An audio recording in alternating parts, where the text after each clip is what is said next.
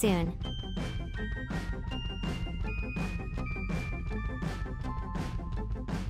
Please remember to like, comment, and subscribe on our YouTube channel now. At Blind Community Thrift Store on YouTube, and more info about this radio reading service, Navalins, and the Blind Community Thrift Store at www.blindcommunitythriftstore.com. The Blind Community Thrift Store radio reading service will begin shortly. We will be reading local news from around the Southwest Missouri area, Monday through Friday, 10 a.m. to 12 p.m. on YouTube, KSMU, and on the Audio Reader Network at Kansas University. For more information, please visit us at www.blindcommunitythriftstore.com. Please stay tuned as our broadcast will start soon.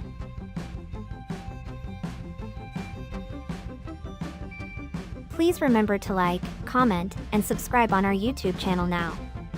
At Blind Community Thrift Store on YouTube, and more info about this radio reading service, Navalins, and the Blind Community Thrift Store at www.blindcommunitythriftstore.com.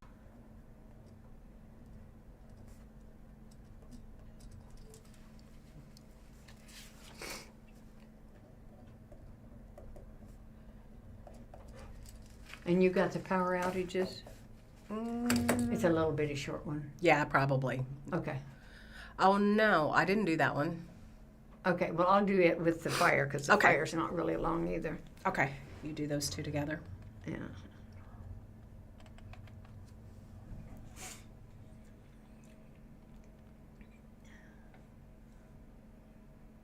Oops.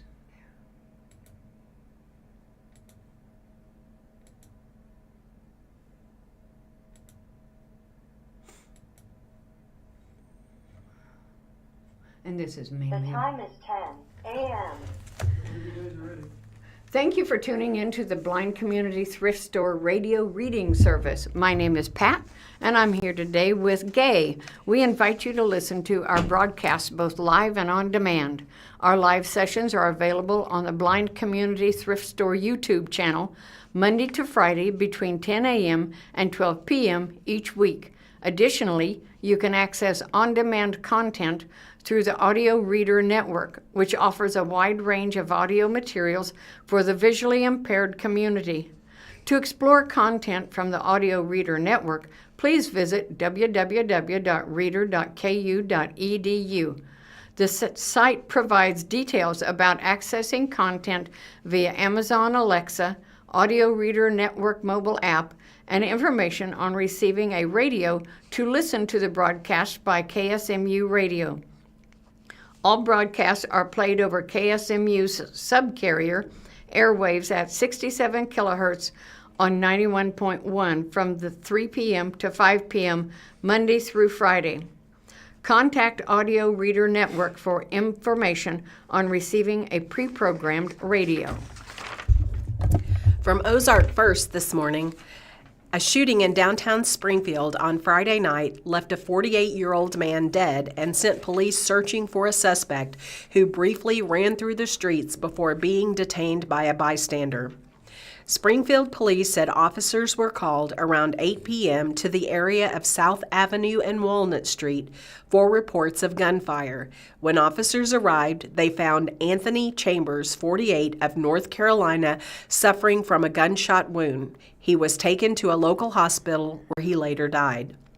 A witness, Sam Corslani, said he saw the two small groups of people approaching one another on the corner shortly before the shots were fired. Seemingly unprovoked, out of nowhere, one man stepped back, drew a firearm, and immediately started firing, he said.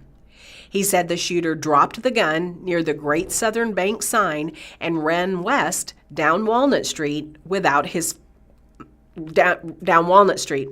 Without his phone, Corsalini said he began shouting at people nearby to call 911 as he chased after the suspect. I saw him by a dumpster trying to take off his hoodie, he said. He had already ditched the gun. I didn't know what to do, so I played my best poker hand. He said he gave the man verbal commands and pretended to have a weapon by placing his hand on his hip, holding the suspect there until officers arrived several minutes later. Honestly, it came down to instinct, he said. I was in the Army for a long time, and it was pure adrenaline. City crews spent Saturday power washing blood from the sidewalk where the shooting occurred.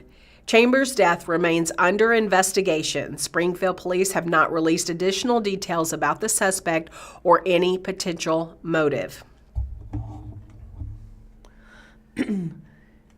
When is the next blood moon, and what we should know about the lunar eclipse coming up? Onlookers in Missouri and across North America will soon have the chance to witness a total lunar eclipse, also known as a blood moon. Here's what to know about next week's total lunar eclipse, including the best ways to see it from Missouri. What is a total lunar eclipse or a blood moon? Total lunar eclipse occurs when the Earth is positioned exactly between the moon and the sun, according to NASA. When this happens, the moon is completely enveloped by the Earth's shadow, with only the sunlight reaching the moon's surface coming from the edges of the Earth. Air molecules in the Earth's atmosphere scatter most of the blue light, causing the remaining light to reflect onto the moon with a red glow. The moon's reddish hues during these events are why they are colloquially referred to as blood moons. What time does the lunar eclipse start in Missouri? The total eclipse will begin around 3 a.m. Central Time on Tuesday, March the 3rd, and end around 6 a.m. Central Time. Peak illumination will be at 5:30 a.m. Central Time, while a partial eclipse will continue until around 8 a.m. according to NASA. Where can I see the total lunar eclipse in Missouri? While the total lunar eclipse will be visible across all of Missouri, parts of the state will have clear skies and away from bright city lights will be the most optimal locations. Will Missouri have clear skies?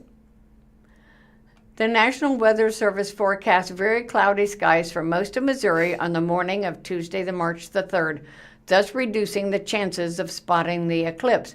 A very small patch of clearer skies is expected on the southern border, with parts around Branson having the clearest skies that day.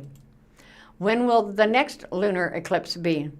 After March 3rd, Missouri's next visible total lunar eclipse won't happen until June of 2029. And why is it called a worm moon? For millennia, people across the world, including Native Americans in the eastern and central United States, called this the months after the nature's cues, with each full moon having its own name, according to the Old Farmer's Almanac.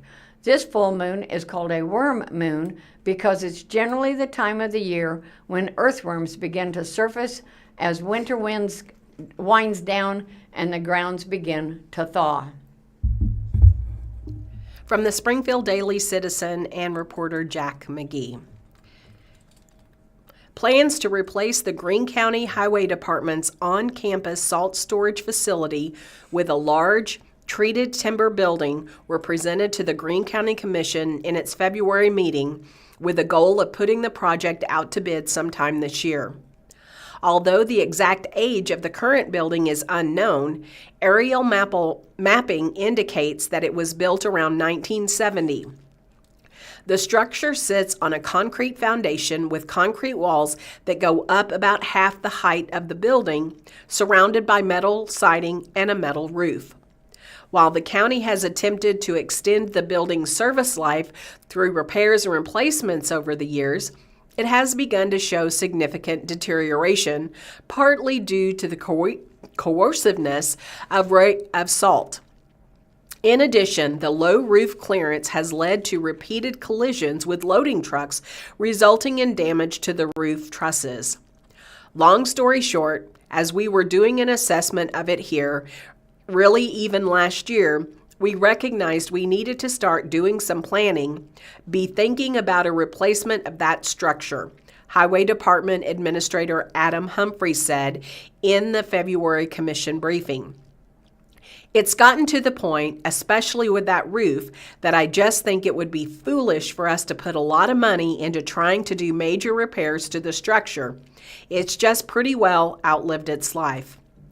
Humphrey is proposing the county replace the current metal and concrete building with a larger structure made of treated timber, which is more resistant to the corrosion of road salt.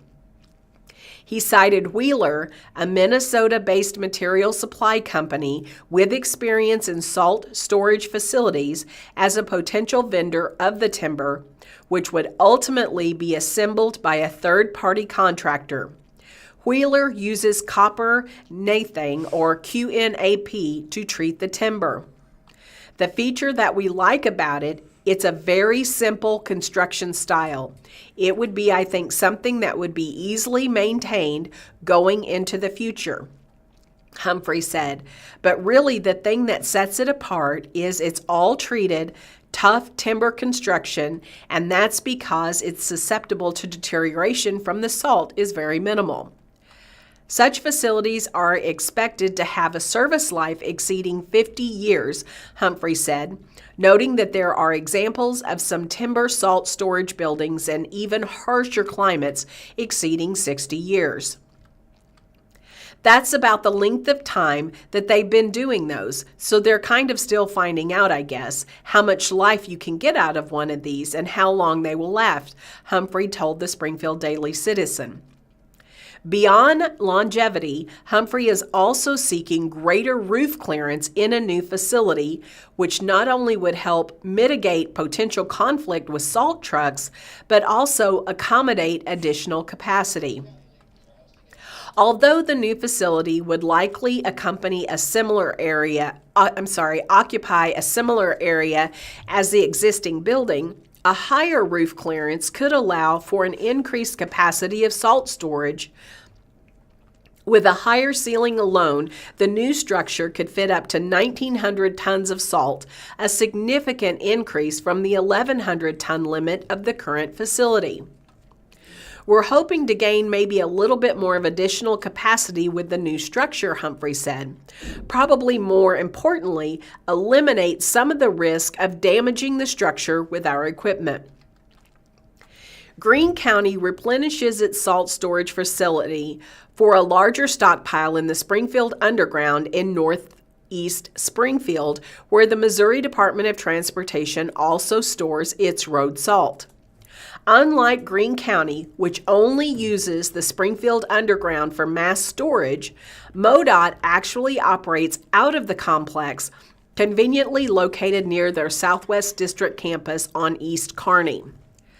While the county has discussed the possibility of doing the same, Humphrey said it would be impractical for Greene County to do so, as the Highway Department's campus and fueling station are located on the opposite side of town. Obviously, from a proximity standpoint, they're kind of right across the highway from their campus, and I think that works fairly well for them, Humphrey said.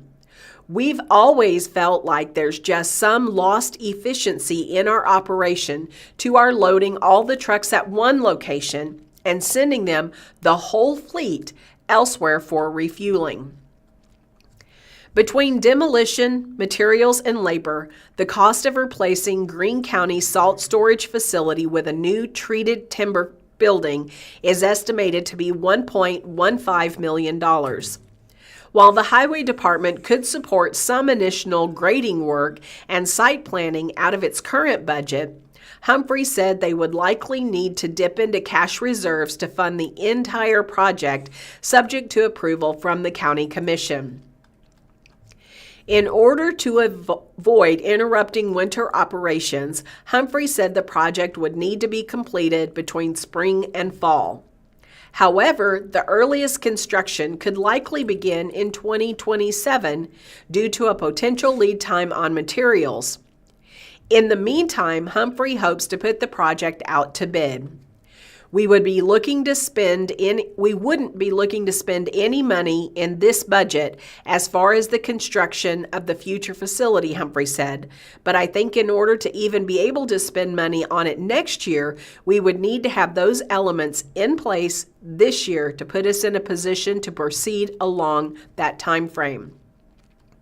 While generally supportive of the project, commissioners requested Humphrey to further develop the proposal and seek local references for Wheeler.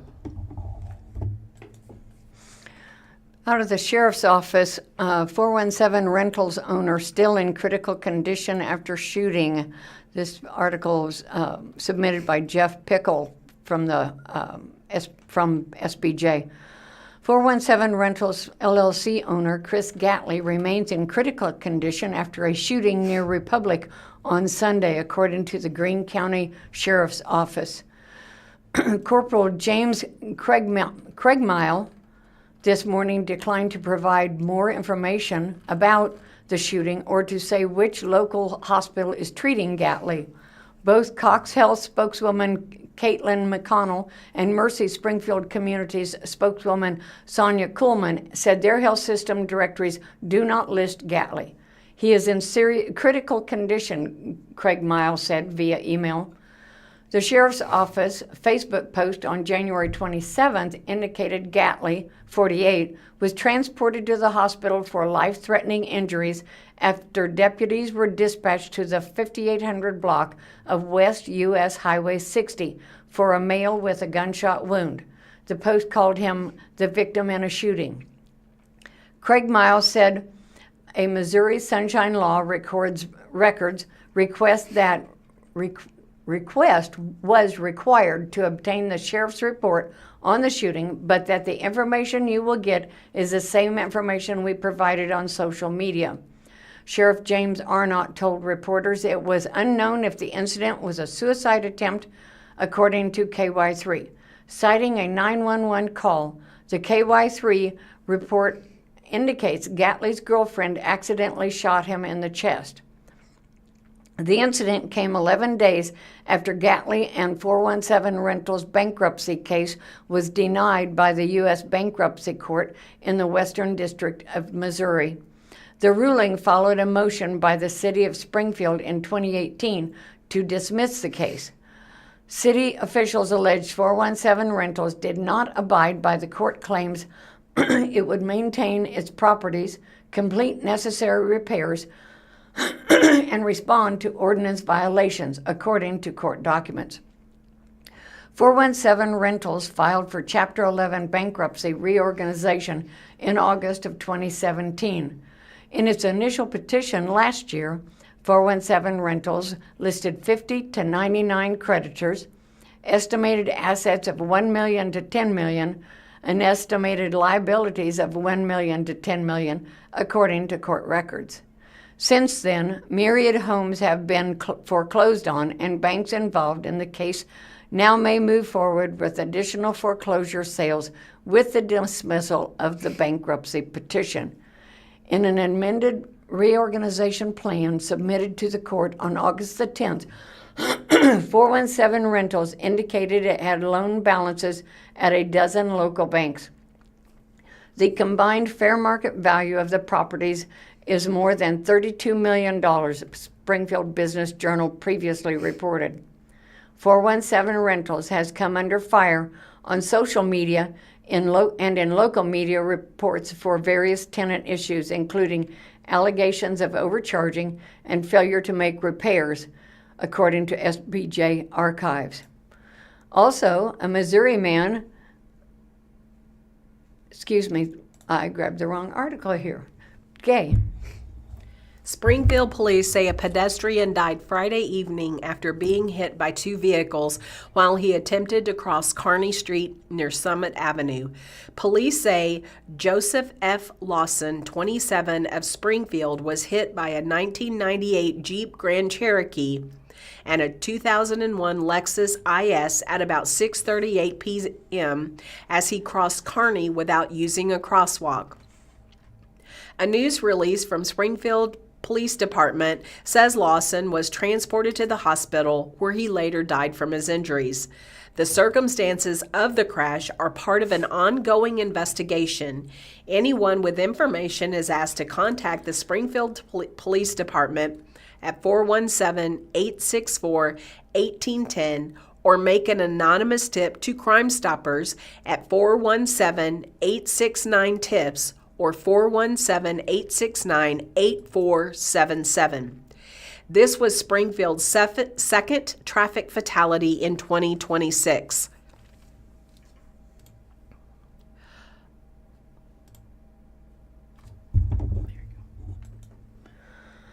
An educational panel at at Missouri State fosters conversation about religion and the COVID-19 pandemic.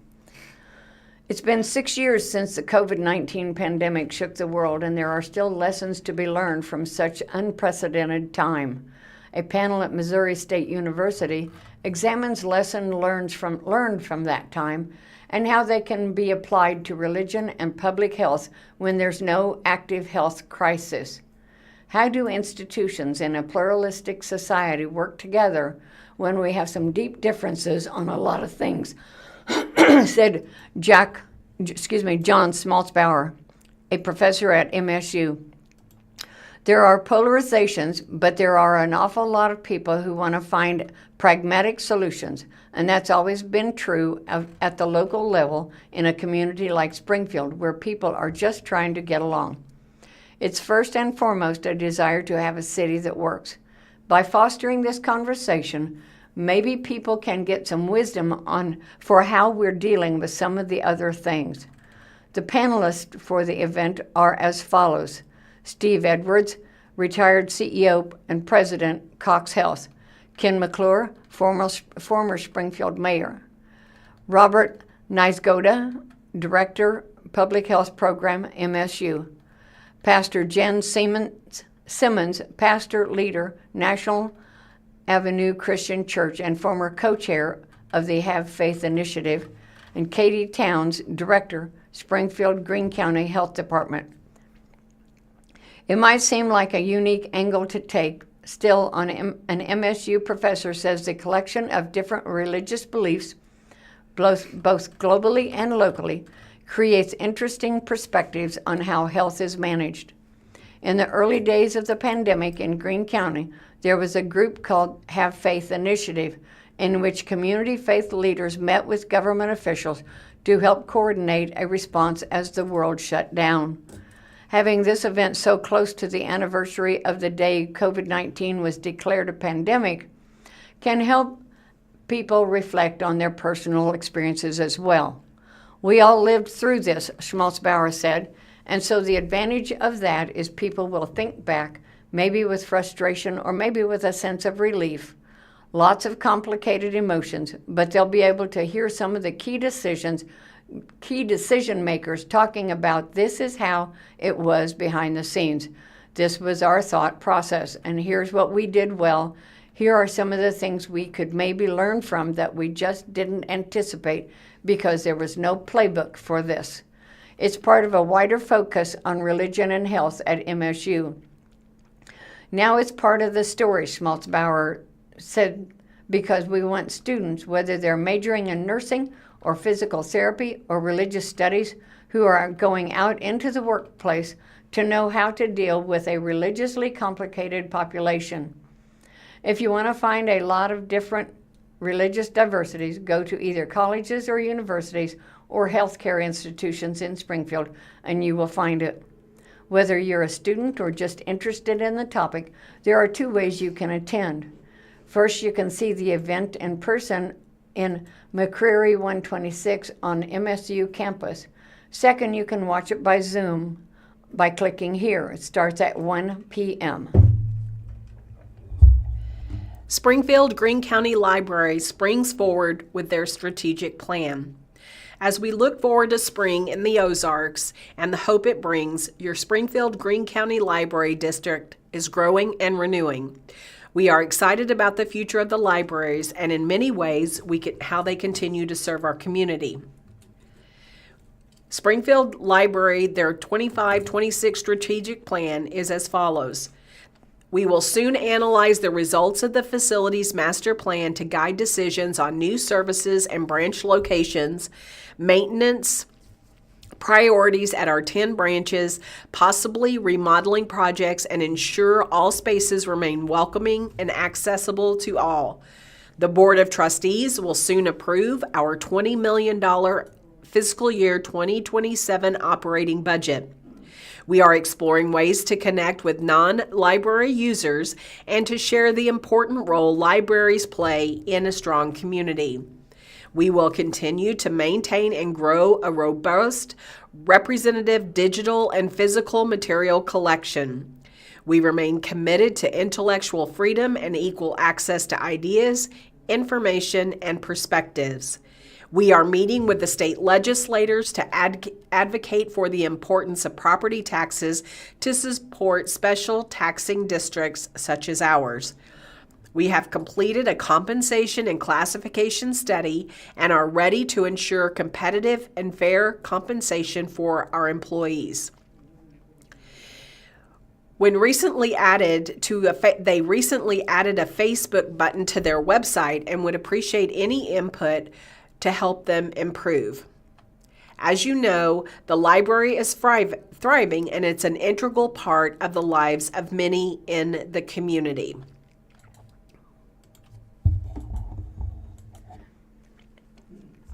Power has been restored after reported outages in northwest Springfield. This was this morning.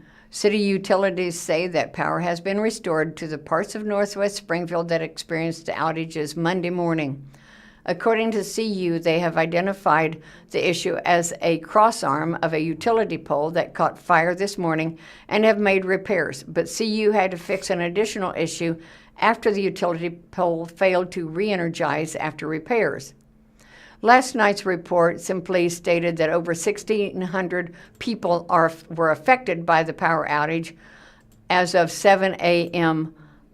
This morning. According to the outage map, the outage area spanned from Chestnut Expressway to just north of Kearney and from West Bypass to just beyond Grant Avenue. City utilities said they are still working on it, but at this time it has been completed.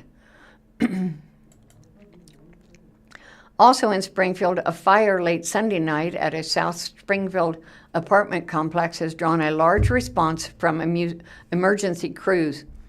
Just before midnight Sunday, a fire broke out at the Pebble Creek apartment complex, 2835 South Fort Avenue.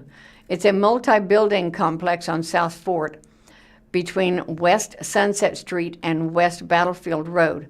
A witness on scene sent Ozarks First several videos and pictures showing the roof of one of the buildings fully engulfed in flames.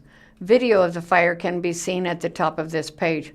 Multiple agencies are also on the scene, and there are several pictures below as well. The roof is fully engulfed. Firefighters had several ladders propped up to try to reach the upper floors of the building. Crews could also be seen using ladder pipe to douse the roof of one building, which was heavily involved.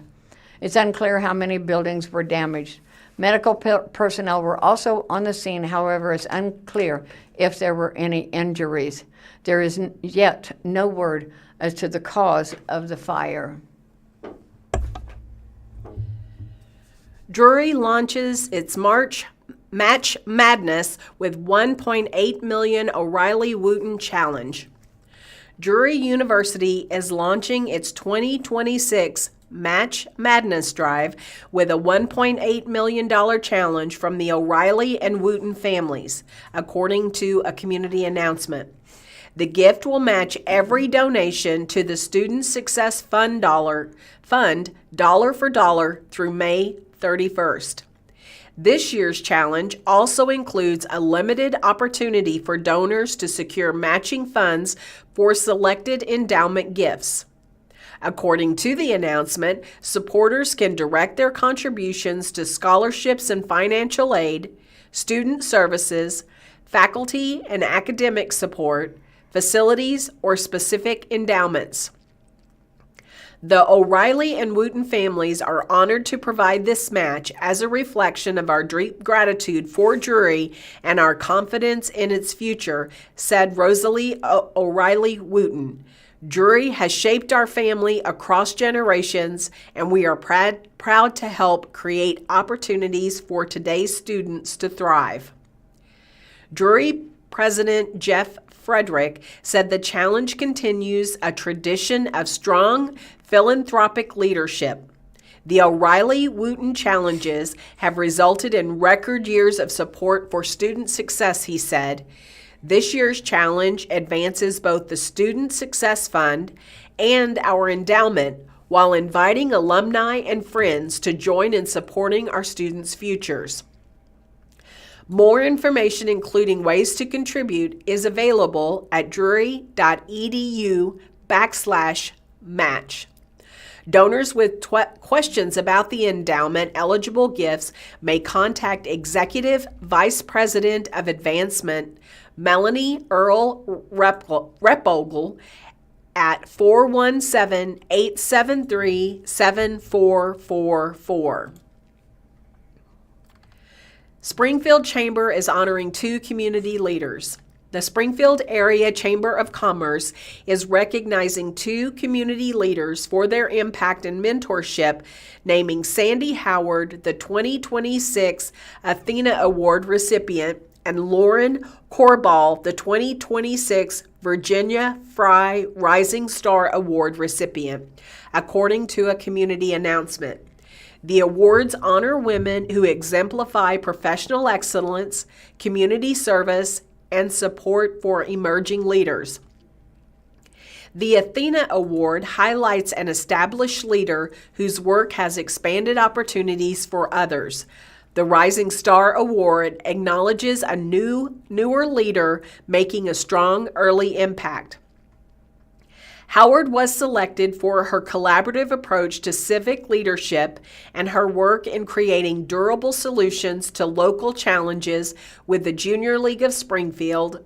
She helped establish Isabel's House, a 24/7 crisis nursery that supports families experiencing homelessness, domestic violence, or medical emergencies.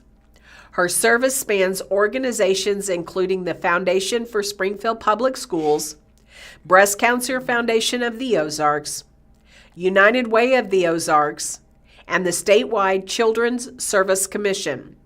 According to the announcement, Howard is known for bringing partners together and elevating emerging professionals.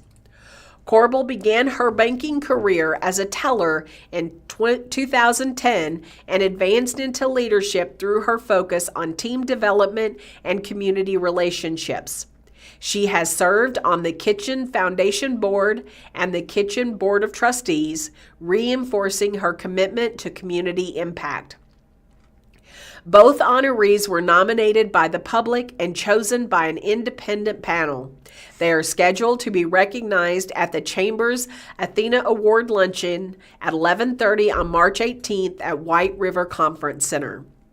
Our 2026 recipients exemplify the leadership, service, and commitment to others that define the Athena and Virginia Fry Rising Star Awards, said the Chamber President Matt Morrow. Sandy and Lauren have each made a meaningful impact through their professional excellence, mentorship, and dedication to strengthening our community.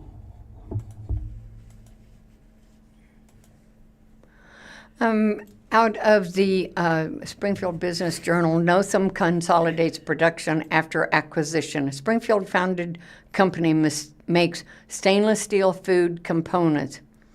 When Robert Notham's father died of COVID-19 in 2021, he and his brothers, Ryan and Brad, lost some of the enthusiasm that had powered the family business, Notham Food Processing Systems, since its founding in 1971. Notham said, "It's just kind of changed everything, I guess." Notham was founded by another Robert Notham, the grandfather of Robert, Ryan, and Brad. Robert Notham Jr., the trio's dad, ran the company next. The business, Notham called it a wonderful one, deserved to be taken to the next level, but he and his brothers knew that would mean a lot of time away from home, as it meant early in their careers. "I was just not willing to be away from my family that much again," he said. In April 2024, Notham and his brothers decided to sell. Notham said they did their research before selling to Betcher Industries, Inc., a long-standing meat producer based in Birmingham, Ohio. Betcher was known by the Woodlands, Texas-based Fortify Food Processing Solutions, which provides automation solutions for the food industry. And Fortify, in turn, was owned by KKR and Company, Inc., one of the world's largest private equity firms with a market cap of $85.3 billion, according to Wall Street Journal data on February 25th. KKR is based in New York City. Nothomb said he and his brothers remained in place, continuing to run the business until July of 2025, and they have been retained as advisors, though they are no longer involved in day-to-day business. It's a big change for Robert Nothomb, who said these days he spends his time volunteering at an overnight shelter and serving as a volunteer school bus driver while also focusing on his health, because he said he would like to be around for a long time. Enter Philip Hurwitz, formerly the Atlanta-based sales director of Nothomb Food Processing Systems. On August 1st, 2025, Hurwitz became Nothomb's vice president and general manager. Hurwitz went from selling Nothomb products — they make stainless steel equipment used in pre-dusting, battering, and breading frozen foods, primarily chicken — to running the entire operation, including the Springfield plant, now a single facility where all production is based. There is also a sales office in the Netherlands, he said. Hurwitz said there are efficiencies to getting everyone in place in a single manufacturing plant. Just aside from the sheer time and dollars it takes to move things between buildings, having a one-piece flow in the process is tremendous for us, he said. The company prides itself in making machines that can handle very fine flour or coarse crumbs and anything in between, according to its website. On the production floor, a tour of the factory offered by Hurwitz on February 25th showed a tidy manufacturing floor with employees cutting, shaping, welding, and polishing components, all of which are geared toward food production. Hurwitz said Fortify is committed to taking its manufacturing to the next level. The food industry has been slower to adopt automation and technology in their processes, he said. Fortify is committed to driving that change in the industry. Hurwitz said chicken is a huge percentage of Nothomb's business. About 80% of its business is centered on chicken. That matches what the product is. 80% of the breaded fried food we consume is chicken. Most products that go through Nothomb equipment are breaded and fried, not only chicken, but things like mozzarella sticks. According to Hurwitz, the products Nothomb contributes to are somewhat recession-proof. He calls products that are made with Nothomb equipment comfort foods. Hurwitz said he gives tours of the plant to customers quite often. People like seeing their equipment being built. Being built in the United States still matters to people in the United States, so it's nice for them to be able to see that 100% of it is. Hurwitz is enthusiastic about the product, and he said he leads many tours through the plant, still a salesperson at heart. Not every item can be photographed, some are proprietary, but Hurwitz is enthusiastic when he explains products and processes. In other words, he had the spark that Robert Nothomb was looking for. Nothomb feels good about the hands of his family's company are in. It's been a blessing for our family, and I think it's been a blessing for Nothomb, he said. I hope everyone is very successful in a lot of ways. He said he and his brother chose to sell to KKR because the parent company allows employees ownership in all of its businesses. Their goal is to build the business and eventually sell it again. When that happens, everyone will participate in that transaction monetarily. Nothomb said the brothers wanted to make sure the entire team was well taken care of when they left. We didn't want them to come in and gut our business, he said. They did a really good job of not just taking care of our team, but they've helped train and lift our team. It's a win-win. Nothomb not only has new leadership for the first time, not a member of the Nothomb family. The company also has a newly renovated and expanded headquarters at 3039 East Pythian. In it, Nosum has consolidated all of its U.S. operations, consisting of several facilities in and around Springfield, under one roof with a 92,000 square foot Springfield headquarters. The move was completed in early February. Hurwitz said work on the new facility will be entirely finished in the second week of April, with the completion of some customer-facing spaces. Manufacturing and office houses are finished as well, he said. With its stainless steel products, Nosum's expansion shores up its contribution to the region's identity as a top 25 food manufacturing center, according to a ranking released in September of 2025 by Global Location Strategies.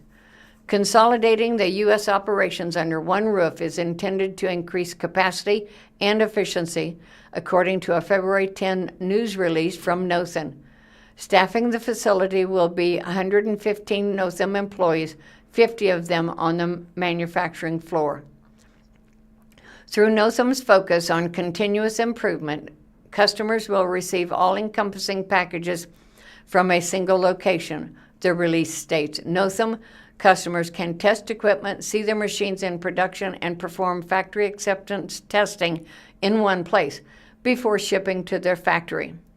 The new facility also enables Nosum to remain in Springfield, where the company was founded and has had its home for more than half a century. Nosum's new headquarters highlights productivity and planned growth, the release states, noting dual highway access points facilitate shipping and receiving, while energy-saving options focus on sustainability. The announcement adds that the facility will attract and welcome new employees and assist the company in increasing its community involvement. According to past Springfield Business Journal reporting, the 42,000 square foot addition in Nosum's existing building cost $8 million. The project included 12,000 square feet of new office space to include an expanded employee break room, multiple conference rooms, and an open office area, plus an additional production plant of 30,000 square feet with new shipping and receiving bays. The professional team for the project included architect Osmo LLC, general contractor Construct Co's LLC, and engineers Own Inc. Civil, RTM Engineering Consultants LLC Structural, and Jennifer Winslow PE LLC Mechanical, Electrical, and Plumbing. Performance. Hurwitz would not disclose revenue figures for the private company, neither would Robert Nosum, and he has signed a non-disclosure agreement as well. But Nosum offered some insight with company growth and performance, noting that at the time of the sale, it had better than 20% growth year over year. We were clicking along pretty well, he said. Nosum knew different times for the company, like when it went through Chapter 11 bankruptcies in 1980. Nosum first came to work in the plant in 2003, and in 2008, he said they almost lost everything. We were down to 8 total employees. We were fully leveraged. We had some personal properties, and we weren't getting paid. The company was on the brink of closing, but the Nosum family decided they were not giving up. We were able to turn things around and quickly become completely debt-free, he said. Prior to the sale, everything in that business was in cash. We didn't take on any debt after we got out of debt. It's been a great way to run a business. It alleviates stress, and we can bless our team and take care of our company and people. SBJ wrote a business spotlight story on Nosum in 2008. At the time, it reported a 2007 revenue of $3 million with projection of $3 million to $4 million in 2008. Nosum's dad is quoted in the story as saying he'd like to be between $10 million and $12 million in the next 5 years or so. I can tell you we were north of $10 million by quite a bit, his son said. Hurwitz did offer some metrics, however. He said over 1 million pounds a day go through the factory, which is experiencing a 10 to 20% growth year over year. Nosum Food Processing Systems brings at least one new product per year to the market, but it is always working on multiple products at one time.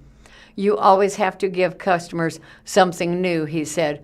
And this article was submitted by Karen Crago, reporter for the Springfield Business Journal. Thank you for listening to the Blind Community Thrift Store radio reading service. Come by and see us in person with daily deals at 2713 North Kansas Expressway in Springfield, Missouri. Veterans receive a 25% discount every day, providing significant savings as a token of appreciation for their service. Additionally, the store features a weekly clothing sale where all clothing items are available at 50% off every Wednesday. Seniors age 55 and older benefit from a 25% discount every Tuesday, making shopping more affordable for the senior community. A report from the Daily Citizen by Jeff Kissinger. For the 45th year, historic Walnut Street will be turned into a 2-day open-air gallery during the first weekend in May for Arts Fest. As original artwork lines the street, live music carries from stage to stage, and thousands gather to experience creativity in real time. This year's festival is May 2nd and 3rd during the kickoff of the Route 66 Centennial Celebration, and the focus remains the same for organizers with the Springfield Regional Arts Council, supporting working artists, creating meaningful experiences for families, and filling Walnut Street with creativity. Arts Fest is one of those weekends that people plan for, Leslie Forrester, executive director of the Springfield Regional Art Council, said in a media release. It's a celebration of artists, of community, and of a creative way that brings people together. And that's what we've done for the last 45 years. A spokesperson for the Arts Council said she expects more than 100 artists will participate in this year's Art Fest. The weekend also includes multiple stages for live music, booths from nonprofit partners, and local food vendors. Proceeds from the largest outdoor arts festival in Southwest Missouri support the Arts Council's year-round programming, including arts education initiatives, exhibitions, and grant-making through the 27 counties that it serves. More than a festival, Art Fest is a true reflection of the arts and culture of the Ozarks. Independent, hardworking, collaborative, and deeply rooted in community, the media release says, from nationally traveling artists to local creators shaping the region's creativity and identity. Arts Fest showcases the breadth and spirit of artistic life in Southwest Missouri. Another article from the Springfield Daily Citizen. Missouri House approves the bill codifying protections for political expression in schools. This was a report by the Missouri Independent and was updated this morning. Protections for religious expression in K-12 schools could also be expanded to guard ideological and political speech through a bill that passed Thursday in the Missouri House. State Representative Darren Chappell, a Republican from Rogersville and the bill's sponsor, said the legislation is intended to guard First Amendment rights. We don't want anyone's political ideas to be squelched just because someone in authority has different ideas, Chappell was quoted during the Tuesday debate. He doesn't want public schools to tell students what they can and can't think or say, he said, acknowledging some exceptions to the rule. The legislation passed a 99-47 vote, and it would allow schools to take action against expressions that it, quote, finds substantially disruptive, end quote, or prevents other students from equal access to educational opportunities. Speech not protected by the First Amendment, like obscenity, is also excluded. The legislation largely codifies protections already in place through federal law. State Representative Ian Mackey, a St. Louis Democrat, said he is not sure the bill, quote, will change a darn thing in our schools, end quote, but that it also has unintended consequences.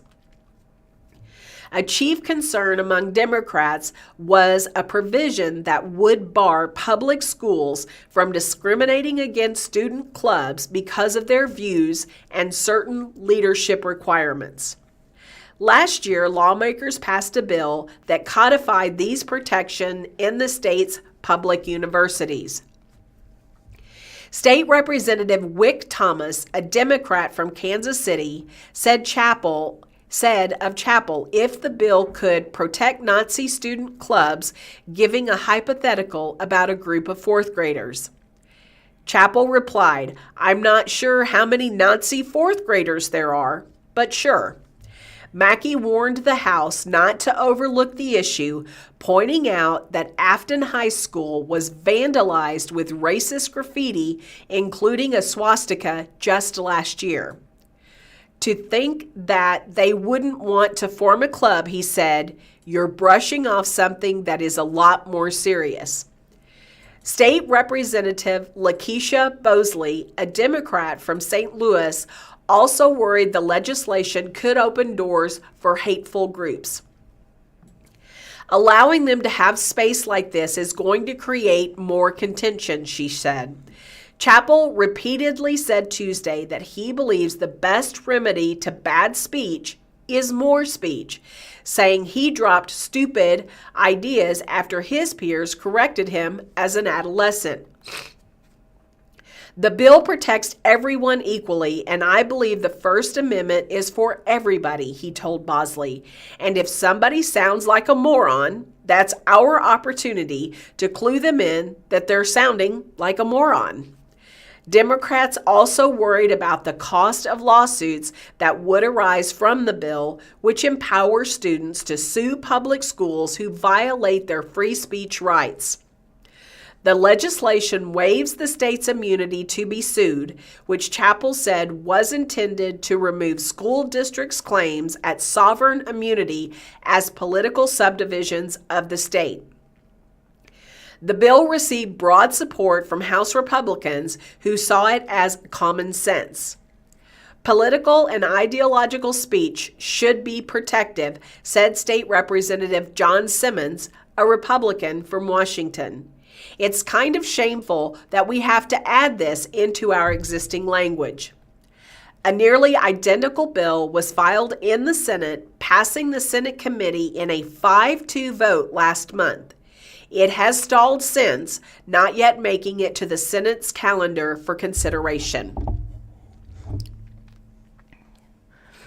This article was submitted by Drew Tassett to Ozarks First. Meth and guns seized in Camden County drug bust. Camden County deputies and Mid-Missouri Drug Task Force officers arrested a man from Camdenton after seizing methamphetamines and firearms in a drug bust on Saturday, February 28th. According to Camden County Sheriff Chris Edgar, law enforcement responded to a home on Dry Ridge Road south of Camdenton on Saturday to execute a search warrant as part of a drug investigation. In the operation, CCSO deputies and Mid-Mo task force officers seized more than 200 grams of methamphetamines and 6 firearms and drug paraphernalia. Kevin Snap, 37, was arrested at the scene and was taken to Camden County Adult Detention Facility. He was charged with first-degree drug trafficking and is being held without bond. If you are a concerned citizen and have information regarding the sale or possession of illegal or dangerous drugs, we encourage you to contact the Camden County Sheriff's Office. Working together, we can help stop the spread of these dangerous substances and protect our community, said Sheriff Edgar in a statement. This in the Springfield Business Journal by the staff. Springfield business owner pleads guilty to PPP fraud scheme. Following his indictment in December, a Springfield business owner has pleaded guilty to defrauding the federal government via Paycheck Protection Program established through the Coronavirus Aid, Relief, and Economic Security Act. Jason Hemingway, 47, admitted to fraudulently obtaining $316,062 in PPP funds and using the money for unauthorized purposes, including his own personal benefit, according to a news release from the office of R. Matthews Price, U.S. Attorney for the Western District of Missouri. Hemingway pleaded guilty to 1 count of bank fraud and 1 count of money laundering, and he agreed to pay restitution in the amount of his PPP loans and to forfeit any profit derived from the scheme. Hemingway applied for 2 PPP loans on behalf of his business, Principal Transfer and Group, LLC, in February and April of 2021. According to the federal government, Hemingway falsely inflated the number of employees at his business, certified that PPP loans would be used for eligible business expenses, and used the name of another person without their knowledge or authorization to obtain the loans. A federal judge will determine Hemingway's sentence according to the release. Under federal statutes, Hemingway could be subject to a sentence of up to 30 years in federal prison for bank fraud and up to 10 years in prison for money laundering. Also from the Springfield Business Journal by Gregory Holman, Stone County opens ambulance station for Branson West and Kimberling City.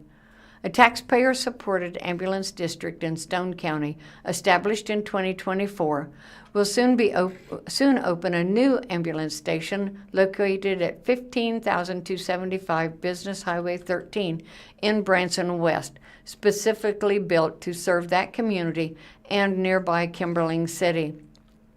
Stone County Ambulance District Executive Director Jeff Hawkins said the new facility is expected to be in service on March 2, when officials plan a flag-raising ceremony. It's part of a larger plan to add 5 ambulance stations across Stone County. Initially, the new station will be crewed by 2 first responders and serviced by 1 ambulance, Hawkins said, but it's built to accommodate 2 ambulances with 4 crew members. SCAD contracts with Mercy EMS for ambulance service, and Hawkins said the crew works 48-hour shifts. Hawkins said the new Branson West facility allows SCAD to separate 2 ambulances currently doubled up at North Branson West Station, bringing 1 further south. So we're spreading out our resources, he said. According to a news release announcing the Branson West ambulance station, the idea is to reduce response times and improve service to the community. The release also states the building comprises 3 garage bays along with fully functional crew quarters and operational infrastructure. The completed station features a living room, kitchen, and bedrooms accommodating 4 EMS personnel, as well as dedicated areas for equipment and medical supply storage. The station interior was completed by SMJ Builders, LLC, according to the release. Additionally, the facility is equipped with essential utilities and a backup generator. As the ambulance district is building out our new stations, we're planning for the future, Hawkins said. These are going to be 50-year-plus buildings, structures that we're putting in place. And so when we build them, we're trying to design them with future growth in mind. In the release, Mercy EMS Director Bob Helm added, the crew members are appreciative of the ambulance district's work to provide this new facility. It has been a long time coming, and we looked forward to continuing our dedicated service for the community. Over 80% of the voters in the April 2nd, 2024 election approved the ambulance district and a 0.5% sales tax to support it, according to Stone County Clerk records.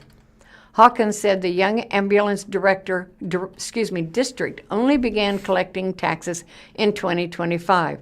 To build out services, he said SCAD's board of directors contracted with developer Andy Mackey to lease new ambulance stations according to the Branson West location, including the Branson West location, for a period of 5 years. Hawkins said that the 5-year lease purchase agreement calls for an escalating monthly payment, currently in the range of $14,000 per month, with an option to purchase the station before the 5-year lease ends if the ambulance district becomes financially able to do so. At the end of the lease period, the ambulance district will acquire the station outright according to the release. The cost to build the Branson West station is undisclosed. According to the release, the opening of the new ambulance station followed an 11-month development and construction process. Activities that are coming up this next week: on Tuesday, March the 3rd, from 10 a.m. to noon, you can go to the Midtown Carnegie Branch Library, and their computer training center will help you with basic computer skills. That is a free service. Getting the Basics, Getting Started with Basic Genealogy with Family Search is available Wednesday, March the 1st from 1 to 2 at the Stratford Branch Library in their community room. Discover how a free account with Family Search can open the door to your family's past. Voice Your Writing. This will be Wednesday, March the 4th, from 6 to 8 p.m. at Schweitzer Brentwood Branch Library in the community room. Share a sample of your writing in a casual setting with like-minded individuals.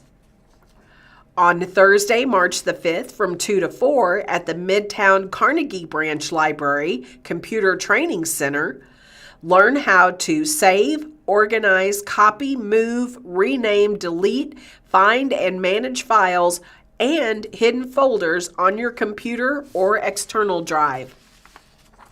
There are a few evening discussions. Evening book discussion called The Listeners. That is Thursday, March the 5th from 6:30 to 7:30 at Schweitzer Brentwood Branch Library in the Benway Conference Room. Chat about the monthly title with other literary lovers in the community. The local history roundtable will be held Friday, March the 6th from 4:30 to 5:30 at the Ash Grove Branch Library. Join fellow history lovers in a roundtable discussion of Ash Grove's history and the Nathaniel and Olive Boone homesteads. And coming this week on Friday, it's Friday First Walk Art Walk. That's going to be available from 6:30 to 9 p.m. at the Park Central Branch Library. Join for First Friday Art Walk at opening new exhibits. And on Saturday, it's almost time to start planting. Seeds and cold stratification will be held Saturday, March the 7th, from 11 to 12 in the Library Center, the Annie Bush Community Room. Explore how cold prep helps seeds grow healthy and strong. From Ozarks First, article this morning from the 27th, Catherine Skopik. A Cedar County attorney has pleaded guilty in federal court to defrauding clients, including decedent estates and a special needs trust, and using the money for personal expenses, according to a press release. Peter Lee, 50, of Stockton, admitted to wire fraud. Prosecutors said Lee devised a scheme to steal funds entrusted to him and then conceal the thefts through false statements to clients and financial institutions.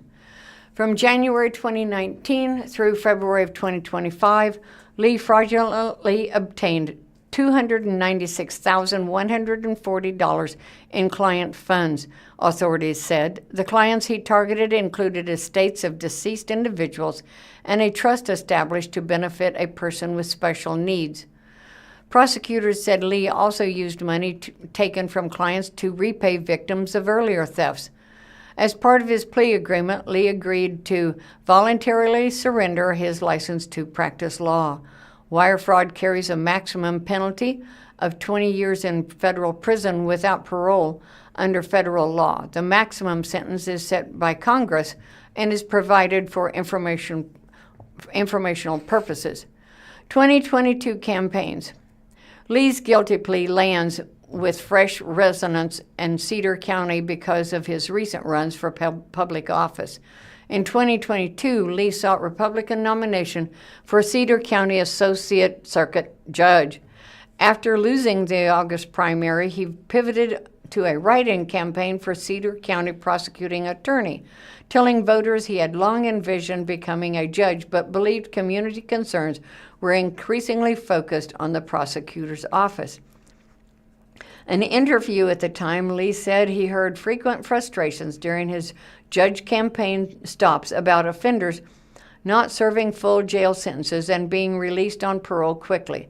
While not all criminal justice decisions are made by prosecutors, he argued the office was significant influence in the process.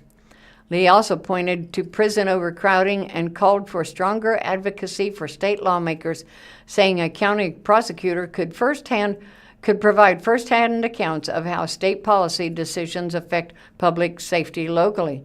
As a write-in candidate in the November 2022 general election, Lee lost to incumbent Ty Gaither.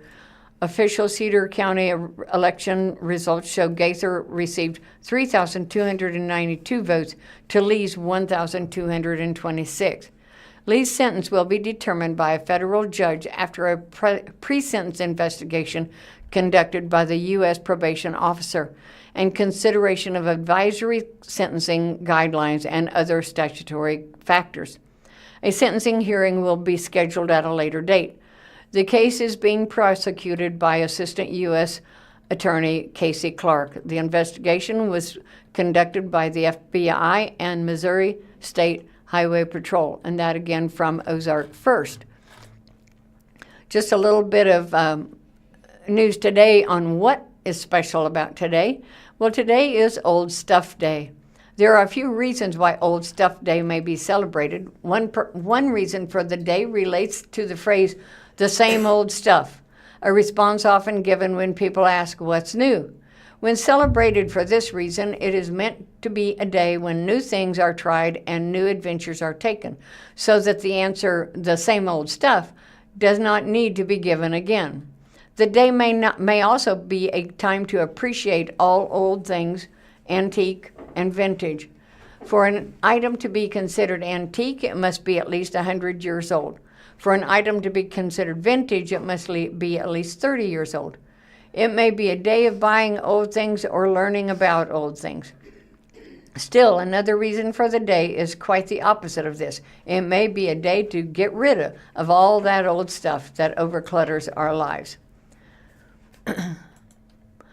Also, today is World Teen Mental Wellness Day. Hollister County, a division of Hollister Company, a division of Abercrombie and Fitch, created World Teen Mental Wellness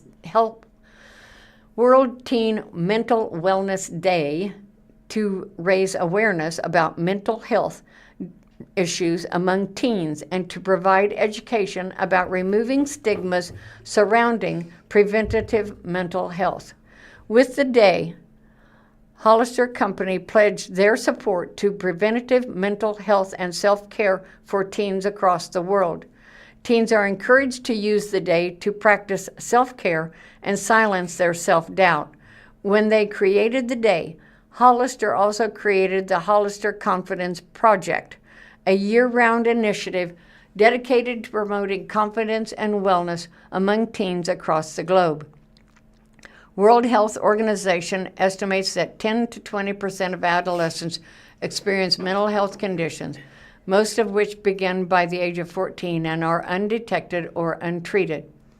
If not addressed, the mental health issues can follow them into adulthood, impacting physical and mental health and narrowing their opportunities for leading a fulfilling life. Adolescents face physical, social, and emotional changes that make them more vulnerable to mental health issues. Poverty, violence, and abuse can all affect mental health. There are a number of mental health conditions that teens face. Emotional disorders include depression and anxiety. Those with emotional disorders may also experience excessive irritability, frustration, anger, mood changes, and emotional outbursts. Some common behavioral disorders are attention deficit hyperactivity disorder, ADHD, and conduct disorder. Eating disorders related to mental health include anorexia nervosa, bulimia nervosa, and binge eating disorder. Some other mental health conditions include risk-taking behaviors like substance abuse and sexual risk-taking, and psychosis like hallucinations and delusions. The most serious issue related to mental health is suicide, which is the third leading cause of death for those between ages of 15 and 19. All of these conditions illustrate the need to raise awareness about teen mental health, which World Teen Mental Health Day does today. How to observe World Teen Mental Health Day. Teens are encouraged to practice self-care and work to remove their self-doubt. Hollister Company recommends using tools like exercise, meditation, and music to improve mental health. Teens are invited to share on Twitter and Instagram how they'll recharge on the day. In the past, money has been donated to Hollister Confidence Project for posts that use hashtag World Teen Mental Wellness Day.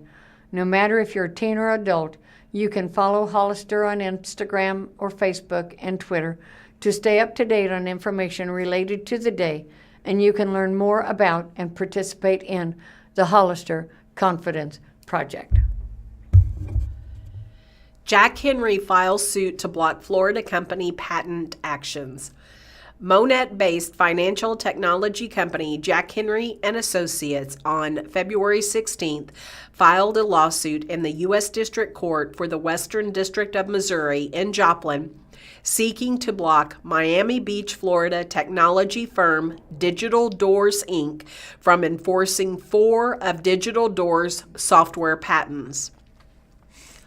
All 4 asserted patents cited in Jack Henry's lawsuit list their inventor as Ron M.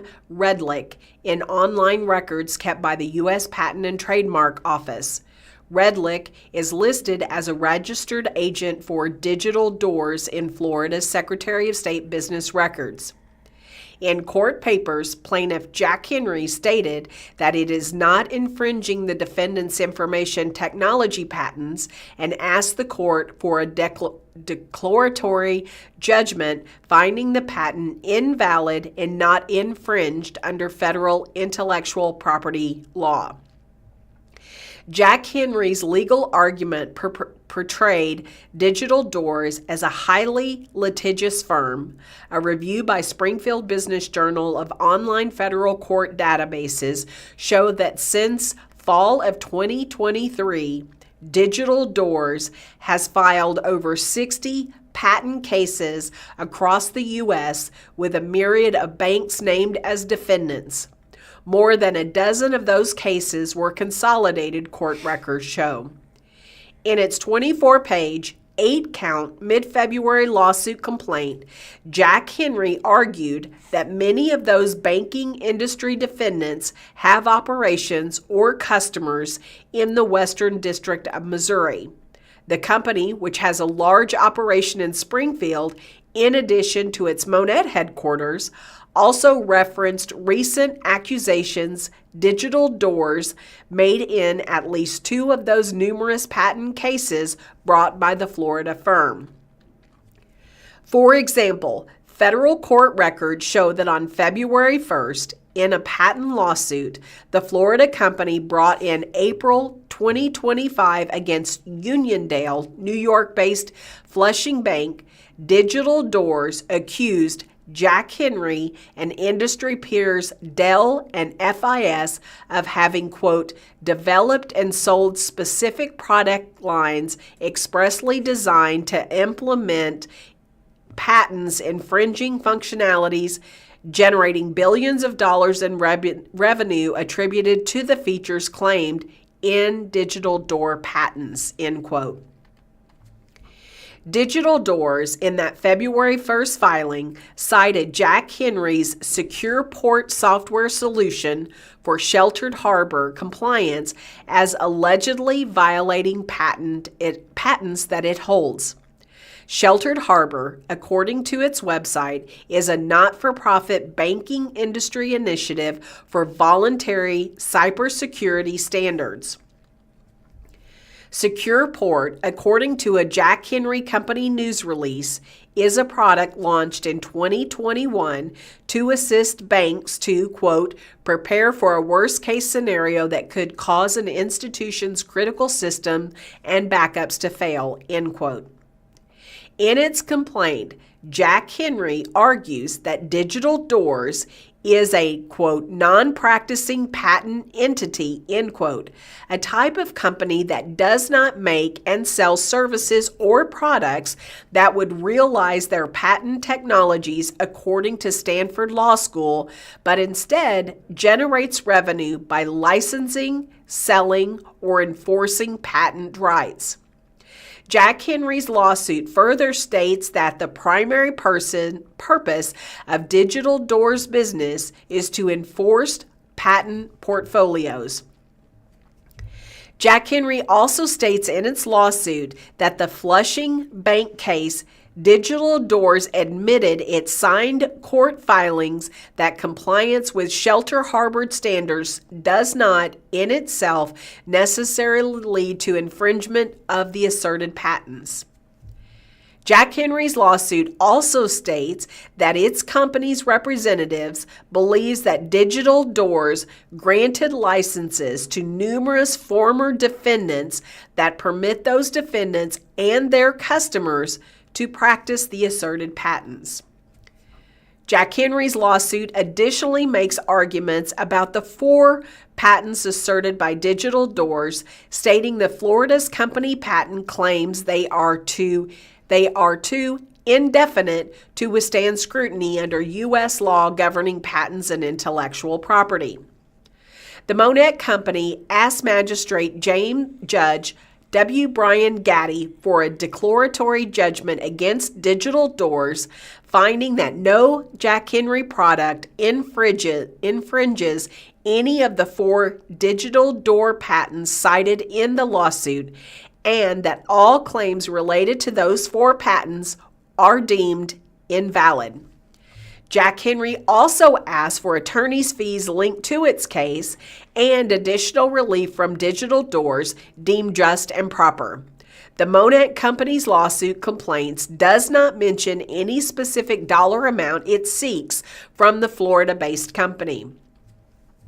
According to the online court docket on February 18th, the case was noted for inclusion in the federal court system's mediation and assessment program. According to the U.S. District Court for the Western District of Missouri, the MAP is the district court's alternative dispute resolution program for civil lawsuits. SBJ is seeking comment from Digital Doors and its legal counsel, but has not heard back from them by phone message or email at the time of this report. I look back in history on this date. On this day, Wilt Chamberlain scored 100 points in a single NBA game, a record that has not been surpassed even till today. Dusty Springfield died at the age of 59. Her big hit was The Son of a Preacher Man. Daniel Craig, the 6th actor to assume the role of British spy James Bond, was born in Chester, England. And The Sound of Music, a film adaptation of Rodgers and Hammerstein musical play, premiered on this date in 1965. The movie, which was based on the real-life story of the Trapp family of Austria, was a commercial success and won an Oscar for Best Picture. The landmark monster movie King Kong in 1933 had its world premiere. In addition to pioneering special effects by Willis O'Brien, it was the first significant feature film to star an animated character. In 1931, Mikhail Gorbachev, who instituted reforms that led to the end of the Cold War, was born. And Theodore Seuss Geisel in 1904 was born, and later began writing under the pseudonym of Dr. Seuss, who wrote How the Grinch Stole Christmas, The Cat in the Hat, and many more. Vasco da Gama and his fleet reached the land of Mozambique in their first voyage to India in 1948. And Steve Fawcett, his circumnavigation of the Earth. On this day in 2005, American adventurer Steve Fawcett became the first person to complete a solo non-stop circumnavigation of the globe without refueling when he landed in Kansas after more than 67 hours in flight.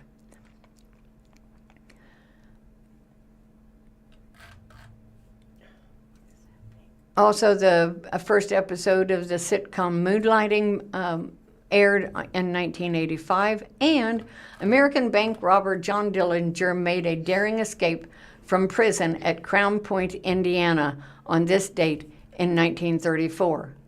1931, the Star-Spangled Banner, written by Francis Scott Key during the War of 1812, was officially adopted as the national anthem of the United States by act of Congress. And for you older folks, American actress Jean Harlow was considered the original blonde bombshell in 1911.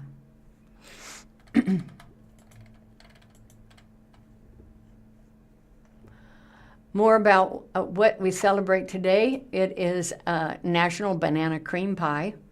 Today we enjoy a banana cream pie. The pie gets its name from the layer of sliced bananas used to make it, which sit atop a custard or pudding filling, commonly made with eggs, milk, sugar, vanilla, cream, and flour.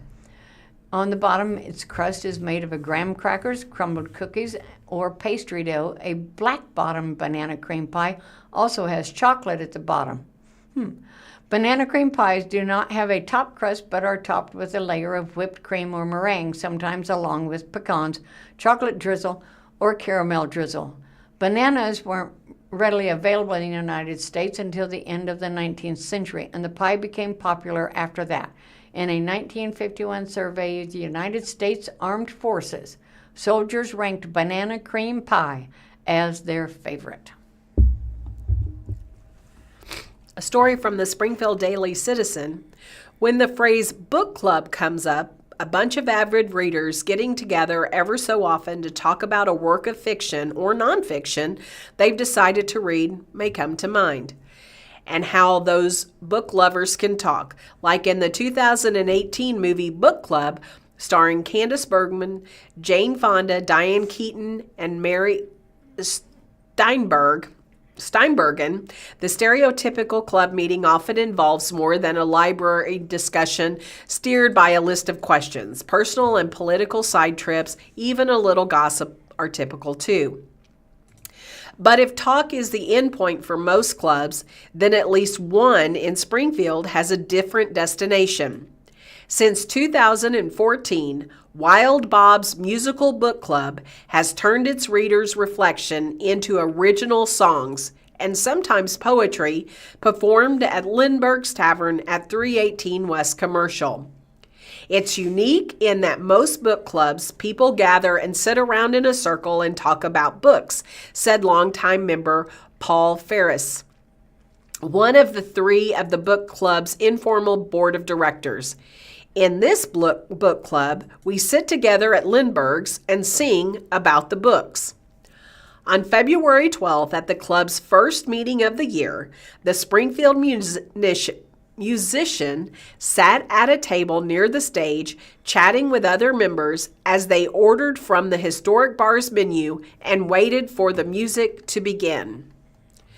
Trickling in at twilight, most musicians carried guitar cases, but a banjo, keyboard, and drums were among some of the instruments too.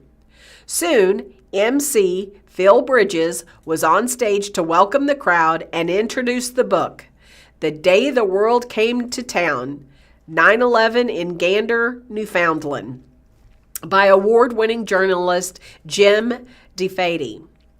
For the crowd sipping on drinks and digging into smash burgers and fries as they waited, there was the promise of food for thought along with some entertainment. And for the performers spotlighted on Lindbergh's stage, the meeting of Wild Bob's Musical Book Club would also serve up some creative inspiration. The mid-February meeting was the first performance of the Springfield musician Chris Albert, even though he's been writing, performing, producing, and recording music in the area for over 40 years. Until he stopped by Lindbergh's last November to listen to performers respond to the Joseph Heller's classic Catch-22, Albert half expected to hear that the club was named after some infamous local character. "I always thought it was some guy named Wild Bob," Albert joked before the performance began. Actually, the club got its name from a character in the book members read 12 years ago. That's when musicians met for the first time to share original songs about the 1969 Kurt Vonnegut novel Slaughterhouse-Five.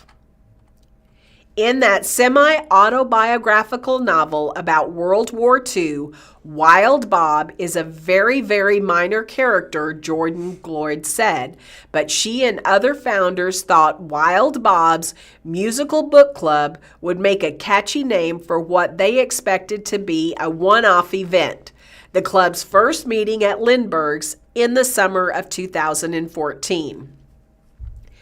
The then circulation manager of the Springfield Greene County Library District's library station, Gloyd had agreed to help two friends of hers, Mallory Ross and Mark Light, organize the event after picking them up at the airport and listening to them rave about the Bushwick's Book Club meeting they had attended while visiting Seattle.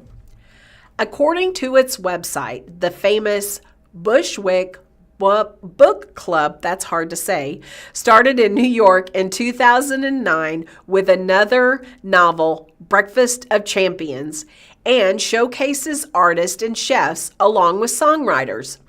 Branches have formed in 5 other U.S. cities as well as London and Sweden. I was driving them home, and they could not stop talking about the book club, and we just have to do this in Springfield, Gloyd recalled, and that's what we did. For that first meeting, the friends recruited musicians to read the book and write and perform songs. It was great, Gloyd said. It was so much fun, and our songwriters really rose to the occasion. So after we did it, we thought, we should do this more regularly. A second meeting was then scheduled for that September. That's when local singer-songwriter and recording artist Emily Higgins, who hosts the Sunday night music show The Mulberry Tree on KSMU 91.1 FM, joined the group to perform an original song about Mark Twain's Life on the Mississippi, the club's second book selection.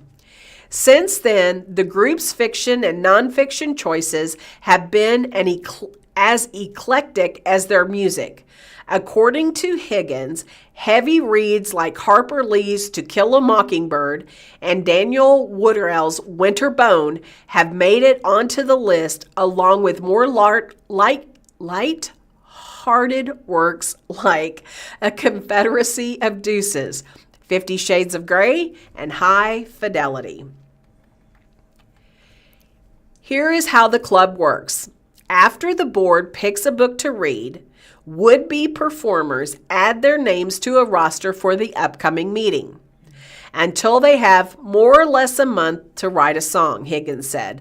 Although how soon writers began to put words to music can vary, said Bridges, who joined the club in 2017 who is now on the board. You'll have people who wrote their songs out of the gate and people who wrote their songs the morning of, Bridges said, and I've done both. While Ferris, for one, wrote A Northern Town as soon as he finished reading the book, at least a few performers admitted on stage to writing their song that day. When it comes to topics, there are no rules either. Ultimately, as a songwriter, you decide what you're going to write about, Higgins said. So if the muse nudges a writer to sing about one character or even just capture the mood of the book, she explains, that's fine. The club now includes a few poets, too.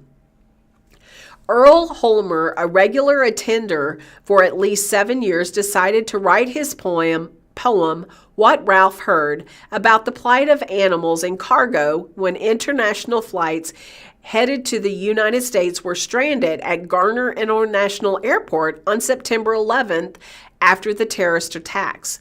At first, airlines officials denied that animals remained on board for the 38 planes that landed. So many languages can be a dog or a cat, and that's why he decided to write his song. Board member Murray Hutchison, also an early joiner of the club, composed an instrumental song to evoke feelings about Newfoundland. He explained to the crowd, then he played a melody of soft jazz and chords on his guitar. Later, when asked whether performers gravitate toward one theme at meetings or another, Bridges claimed the surprise factor is one of the things that he loves about the club. Yes, no, and very much so no. The guitarist and songwriter said with a laugh, people may touch on totally different things. Sometimes, though, a theme kind of percolates up there as a meeting goes on, Bridges said. After the mid-February meeting, Higgins summed it up as kindness.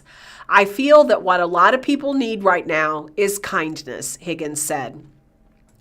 Published in 2002, The Day the World Came to Town described the hospitality Newfoundlanders offered to nearly 7,000 passengers after they learned international flights would land on 9/11 at the historic airport, once a World War II refueling point, then stay put until U.S. skies opened again to travelers. The town of less than 10,000 jumped into action, opening doors to schools, churches, community centers, their own homes. For nearly 5 days, Gander area residents provided food, clothing, shelter, and friendship to the stranded passengers. The book is full of examples of ways residents reached out, from offering showers and beds at their homes to rounding up donated toys for passengers' children. Yet several of the 17 acts at Lindbergh's picked up on the broader takeaways. If performers' responses to The Day the World Came to Town left listeners wistful for a world like Gander, the club's customary trivia quiz at intermission lightened up the vibe. The winner earned a copy of the book. 4 volunteers climbed on stage and played rock, paper, scissors to decide who went first. MC Bridges lobbed offbeat questions inspired by the book, including one of Fidel Castro's tobogganing in Gander during a snowbound layover. Laughter rippled through Lindbergh's. Contestants debated answers, eventually settling a tie with a round of rock, paper, scissors. Even though several Wild Bob's members are professional musicians performing regularly in bands or as solo artists at meetings, they don't take themselves too seriously. Some said the gatherings are an opportunity to try out a new song on an audience and an inspiration to keep playing or in writing music. After getting married and becoming a father, Bridges, 44, who has played guitar in local bands like Blackbird, Cathedral, Pretty Ugly, and The Rocket Fever, has less time for music. Joining the club in 2017 gave him the chance to keep scratching an itch to perform, he said. Long may your big jib draw. A Newfoundland toast that means, may your sails always catch wind, was the chorus of the song Bridges wrote to the response, The Day the World Came to Town. A couple of articles out of Marshfield Mail this morning. Marshfield R1 School District will offer a Junior Reserve Officers Training Corps. The Marshfield R1 School District will offer a Junior Reserve Officers Training Corps, JROTC, program beginning with the 2026-2027 school year, district officials announced. The program's return is made possible through a commitment to the United States Marine Corps to provide funding for the junior ROTC program. District leaders said the opportunity will once again give Marshfield students access to leadership training, character development, and other character exploration tied to military and civic service. School officials said they are excited to bring the program back and look forward to the benefits it will offer students across the district. Additional details about enrollment, course offerings, and staffing are expected to be shared closer to the program's launch. Also out of Marshfield, submitted by Joe Rios, the mayor gives an update at the networking luncheon. Marshfield leaders and business owners gathered on February 18th for February networking luncheon hosted by the Marshfield Area Chamber of Commerce at the City of Marshfield Parks Department, where Natalie McNish provided a comprehensive update on city projects, infrastructure improvements, and public safety investments. The luncheon was held at 915 South Marshall and drew chamber members and community stakeholders for an overview of progress made over the past year and plans moving forward. McNish opened her remarks by recognizing the city's 42 full-time employees and additional part-time staff, crediting them with carrying out the daily work that keeps the city's services operating. There is nothing that the 5 of us elected officials do in 2 meetings a month that really transforms the city, like the 42 full-time employees that work here every single day, actually putting ideas into action, McNish said. Among the most visible projects discussed was the purchase and renovation of the building now known as City NX. The facility was acquired to consolidate city operations and address long-standing space limitations at City Hall. Prior to the move, several employees shared cramped offices. Relocating departments allowed the city to renovate former City Hall space while creating individual offices and additional storage at the new site. The building now serves as the primary location for board meetings and park operations. The project was funded through more than a decade of savings, along with proceeds from the sale of a former bank building. Additional improvements are planned beyond the City NX facility, including the construction of a salt storage building and new equipment storage structures. The city currently stores road salt at a Missouri Department of Transportation facility, an arrangement McNish says reflects outdated practices. Bringing salt storage in town will improve access and ensure materials are housed safely. New equipment buildings will also protect city-owned machinery that has outgrown older structures. McNish also addressed the long-anticipated Activity Center project, originally envisioned as the second phase following construction of the city pool. While the city has completed design and construction documents using cash on hand, financial analysis determined the city cannot currently support the operating costs. It's still the next step in our plan. It just can't come to fruition right now, McNish said. She said officials will continue monitoring economic conditions and evaluating options before moving forward. Infrastructure improvements beneath the surface were also a focus of the update. Thousands of feet of water and sewer lines were replaced last year, with thousands more scheduled this year as part of an ongoing replacement plan. The city also secured a $5 million state appropriation to extend sewer service to the Highway 103 interchange area, positioning a site for future commercial development. The absence of sewer infrastructure has previously limited business area in that area. We built it, and we hope they will come, McNish said. Work continues at the wastewater treatment plant to ensure the system can handle future growth. McNish praised water and sewer crews for rebuilding 2 major treatment reactors in-house after both units failed. Completing the work internally saved what she described as hundreds of thousands of dollars compared to contracting the repairs. Public safety improvements were another key topic. Through a dedicated public safety sales tax, the police department now maintains a minimum of 2 officers on every shift. I can officially say that we have a minimum of 2 officers on all shifts, McNish said. Relocation of municipal court operations to the county allowed renovations within the police department building, improving patrol workspace, evidence storage, and security. Plans are underway to begin the design phase for further upgrades. This year, patrol vehicles will be outfitted with onboard computers connected directly to 911 dispatch center. The department is also adding drones for search and rescue operations, which select officers receiving special training. McNish said the goal is proactive and for preparedness for emergencies. Cemetery operations were also highlighted. The city cemetery is maintained primarily by 1 full-time employee with part-time assistance as needed. Plans include development of a niche structure for cremation memorials and transformation of flood-prone section memorial area.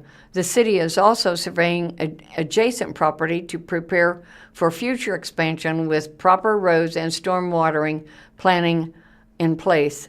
McNish provided an update on a long-discussed sidewalk project funded through a $575,000 state grant. Construction is expected to begin in May 1 and connect existing sidewalks near North Elm and Highway 103 to the primary school campus, completing pedestrian access around the area before the next school year. She noted the total project cost exceeds $750,000, with the grant covering new construction only. Routine sidewalk repairs remain part of the city's annual budget. In response to questions about security for the upcoming parade, McNish said local, county, and state law enforcement agencies will coordinate efforts as they have in the past. The level of security will depend on part on attendance and participating officials.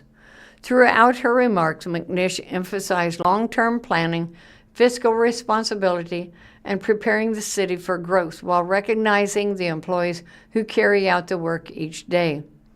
The luncheon provided chamber members and residents a broad overview of projects underway and those planned at Marshfield continue investing in infrastructure and public safety. From the Springfield News-Leader, 21 things to do in and around Springfield this March. From mermaids to St. Patrick's Day parades to hunting for eggs, March is packed with all sorts of events in the Ozarks.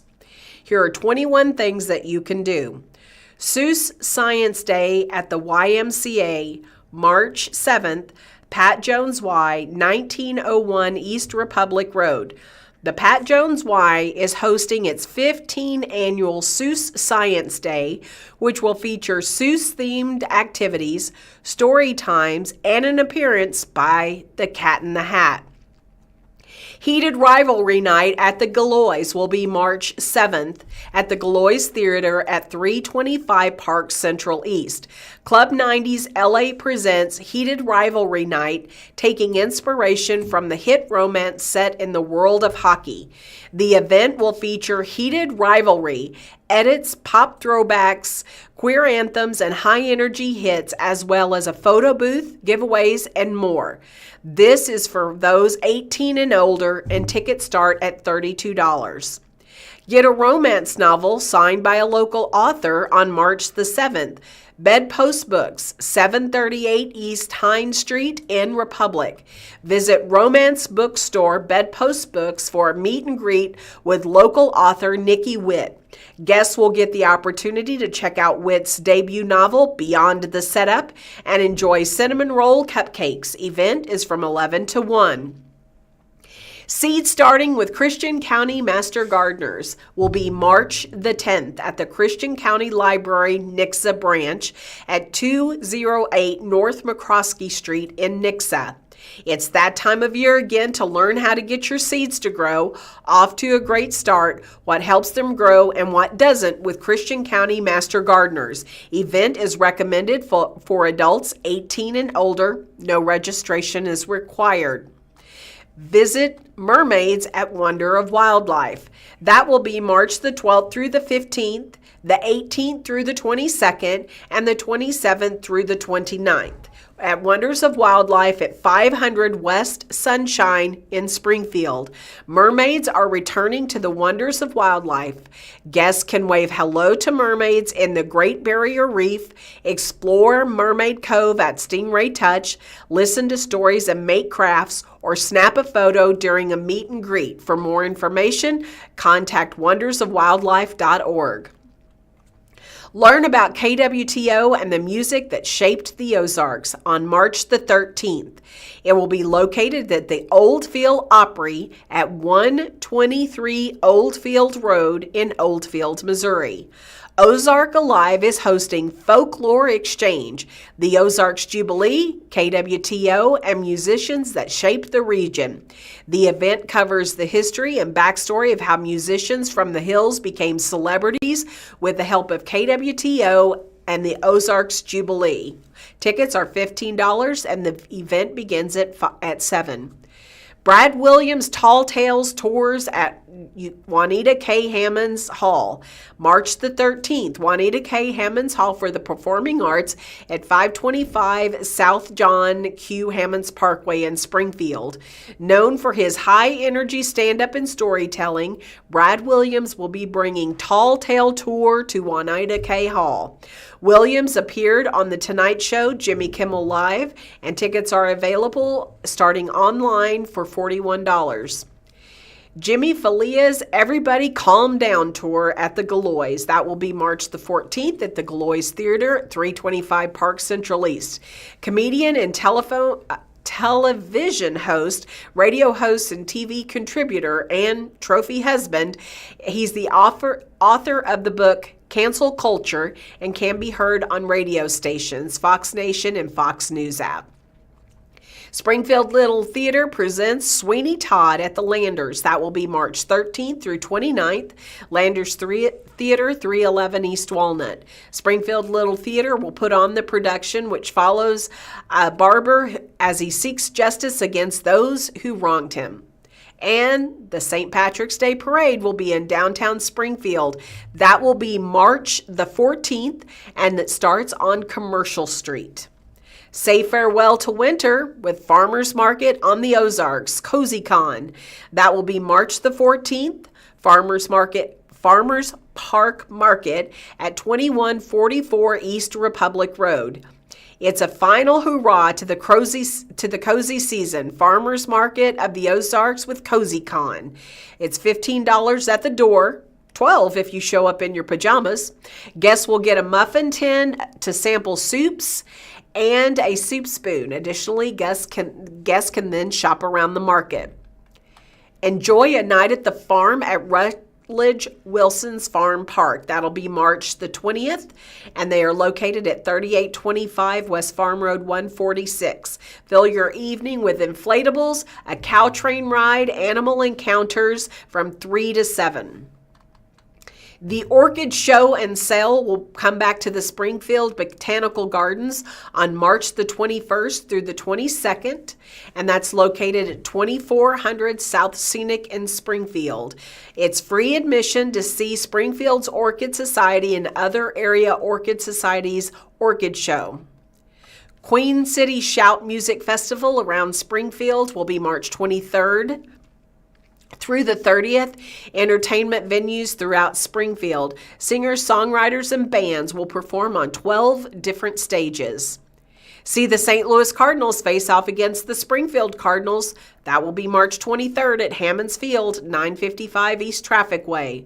And we will end on an adult Easter egg hunt in Rogersville. That's March 27th in the city of Rogersville. Why let the kids have all the fun? The third annual adult Easter egg hunt is set for March 27th. When you find an egg, visit Rogersville Chamber of Commerce to claim your prize. This in the Springfield Business Journal submitted by Mike Cullinan, reporter, on February the 27th. Cox Health Partnership is adding inpatient pediatric care on the south side. Cox Health Partnership with St. Louis Children's Hospital and Washington University Medicine in St. Louis is getting off the ground with the new pediatric services slated to launch next month. The partnership intends to debut pediatric inpatient care with within Cox South on March 1, officials said at a news conference this morning. The news release refers to the new service at St. Louis Children's at Cox Health as an independently licensed pediatric hospital within the walls of Cox Health. Randy Berger, Cox Health Administrative Director of Corporate Communications, said the operation would be housed in space on the ground floor and first floor of Cox South. Today represents the official launch of our first fully licensed pediatric hospital in the southern half of the state. Ashley Cassad, President of Springfield Hospital Group and Senior Vice President of Operations for Cox Health, said at the event, which concluded with a ribbon-cutting ceremony. It took an extraordinary amount of effort, focus, and perseverance to reach today. The pediatric hospital within a hospital program's March 1 go-live date marks a milestone in the partnership that began 8 months ago, said Sarah Becker, Vice President and Administrator of St. Louis's Children's at Cox Health. We've gone through an extensive process to get credentialed by the state of Missouri, by the Department of Health and Senior Services, Becker said. This is allowing us inside the walls of the hospital to say this is a separate institution. We had to show that we have all of our policies. We've got it together. We can provide this care, and it's self-contained here.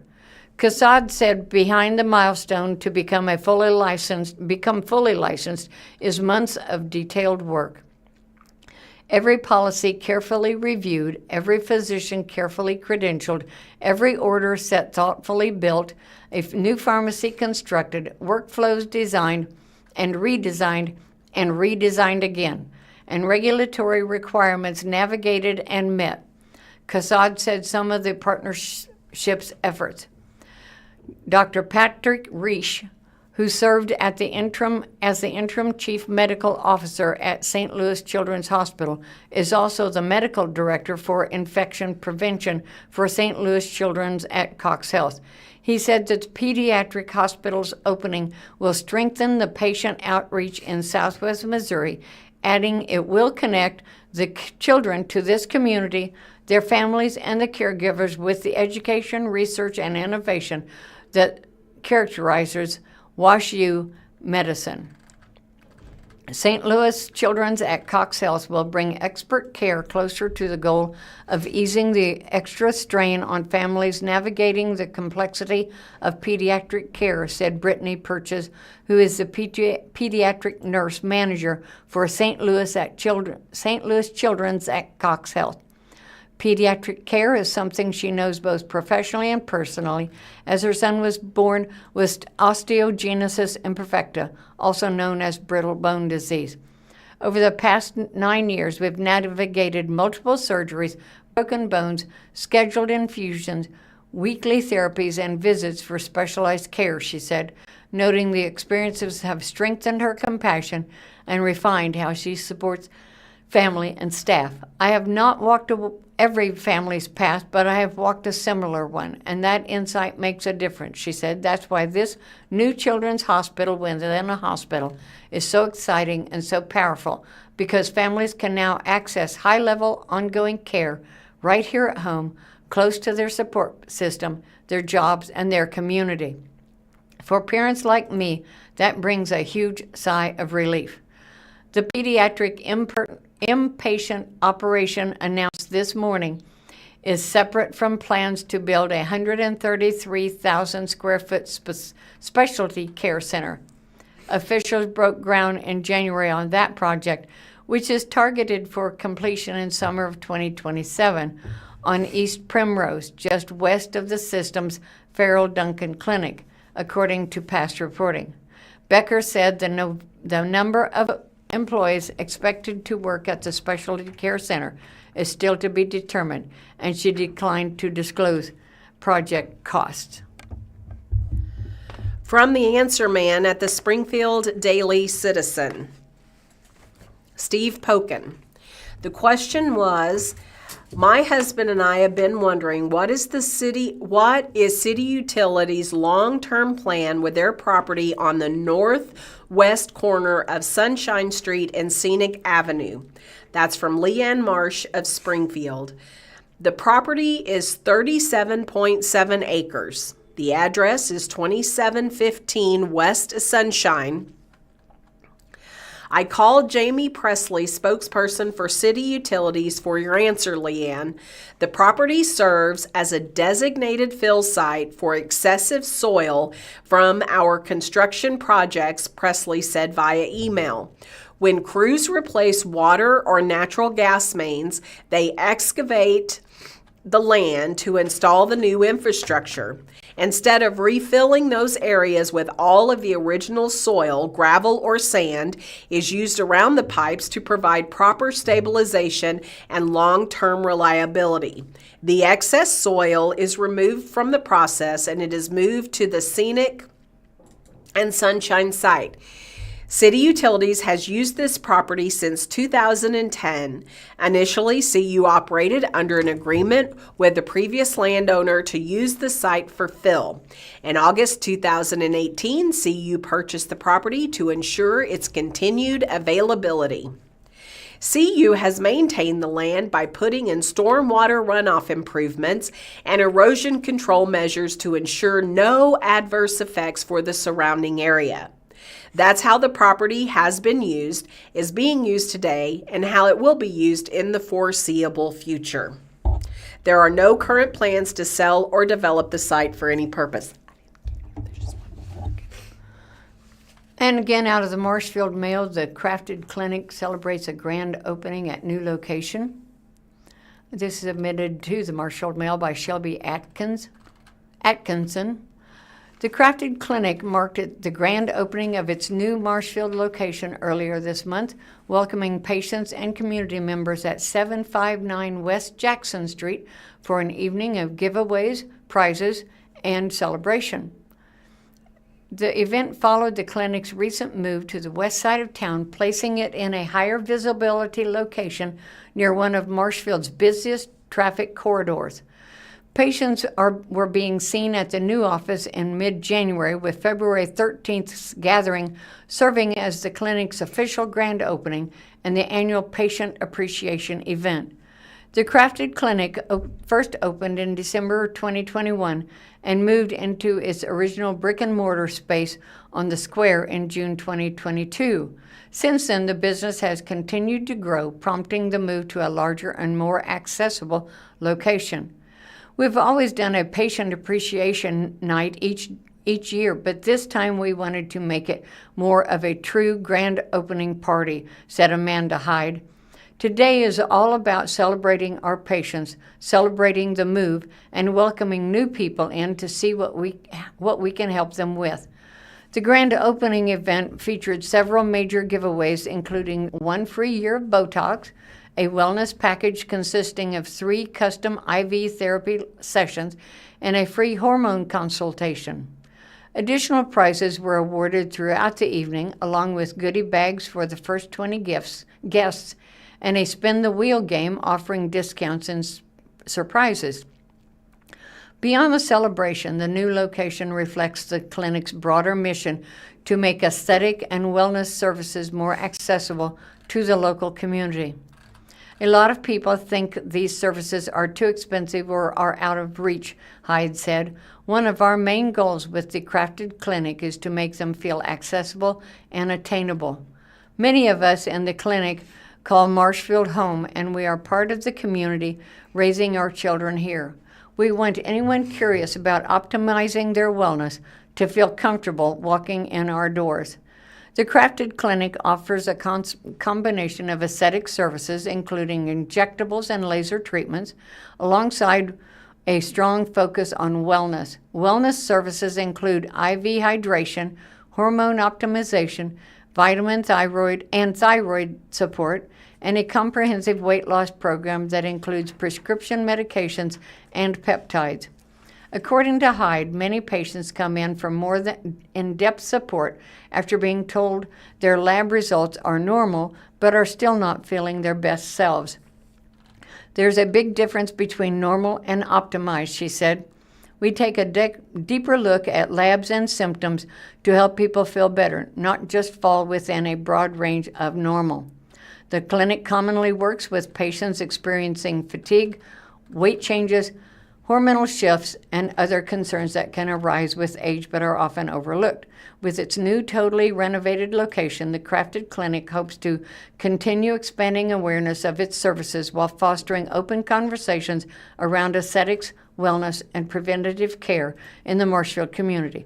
The Crafted Clinic is now open at 759 West Jackson Street and accepting new patients.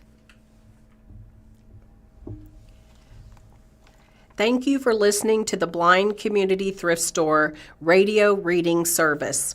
Tune in every week, Monday through Friday, on the Blind Community Thrift Store's YouTube channel at 10 a.m. for more up-to-date news from the Springfield News-Leader, Springfield Daily Citizen, Springfield Business Journal, and 417 Magazine. Listen after we are live on the Audio Reader Network at www.reader.ku.edu. All broadcasts are played over KSMU's subcarrier airwaves at 67 kilohertz on 91.1 from 3 p.m. to 5 p.m. Monday through Friday. Contact the Audio Reader Network for information on receiving a pre-programmed radio.